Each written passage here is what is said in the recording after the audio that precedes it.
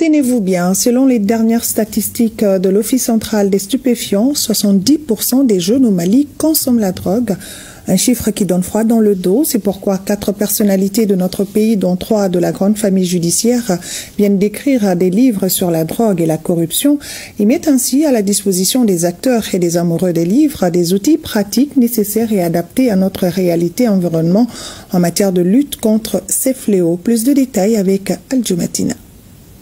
La corruption et la drogue, des fléaux qui constituent des problèmes majeurs de nos jours, sont abordés dans ces 2 ouvrages intitulés Investigation criminelle, études et enquêtes des stupéfiants et substances psychotropes comme la drogue, et puis Investigation criminelle, la méthodologie criminalistique d'investigation appliquée à la corruption.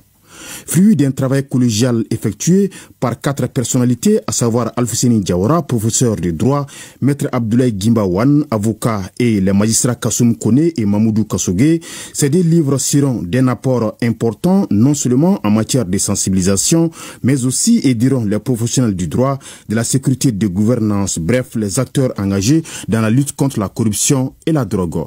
Beaucoup d'auteurs ont écrit avant nous. Beaucoup d'autres le feront après nous. Mais la valeur ajoutée de notre démarche est que nous avions appréhendé ce sujet sous le prisme du droit comparé. Au fil des années, la portée du problème de la drogue s'est développée au point où l'on estime que 2 sur 3 crimes commis sont généralement le résultat d'un certain type de crimes liés à leur utilisation. C'est très grave. Cet ouvrage qui parcourt tous les systèmes d'enquête offre à l'enquêteur un outil lui permettant de se poser les bonnes questions, de prendre les bonnes décisions dans toutes les phases, avant l'enquête, pendant et après celle-ci.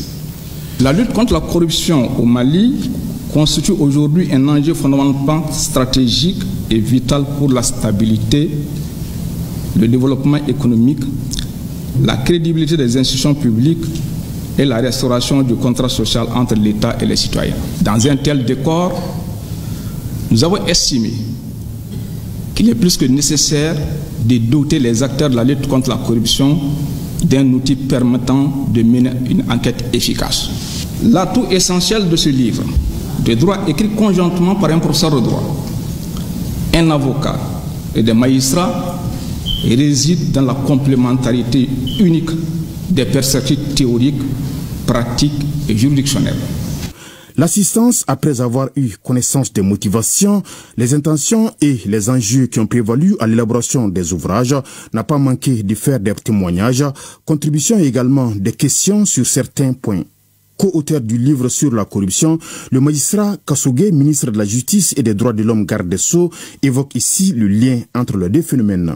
Aujourd'hui, dans notre société, la drogue et la corruption constituent 2 problèmes majeurs, problèmes auxquels nous sommes confrontés à tous les niveaux.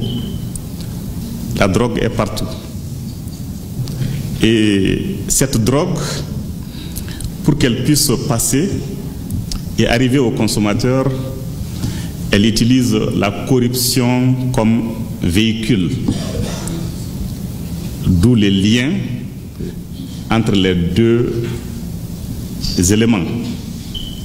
La drogue sans la corruption ne peut jamais arriver au consommateur. L'OCS vraiment salue vraiment les initiateurs qui parlent de trafic de drogue aujourd'hui. Vraiment, c'est une situation qui est inquiétante sur le territoire national aujourd'hui. L'OCS produit des rapports chaque année. Les rapports, tout le monde sait, 70% des jeunes consomment aujourd'hui.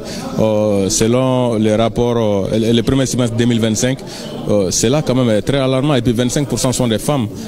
Les initiateurs ont pris l'initiative de montrer qu'il y a un rapport entre la consommation de drogue, le terrorisme ainsi que le blanchiment des capitaux. Franchement, ce qu'ils ont dit n'est qu'une réalité. N'importe quel enquêteur qui a ces documents, franchement, peut s'attendre qu'il peut lutter efficacement contre le trafic de drogue. Contribution certes significative, mais précieuse des éminents cadres auteurs de 2 livres en vue de donner des directives concrètes par rapport aux précautions à prendre lorsqu'on est dans le circuit des investigations criminelles.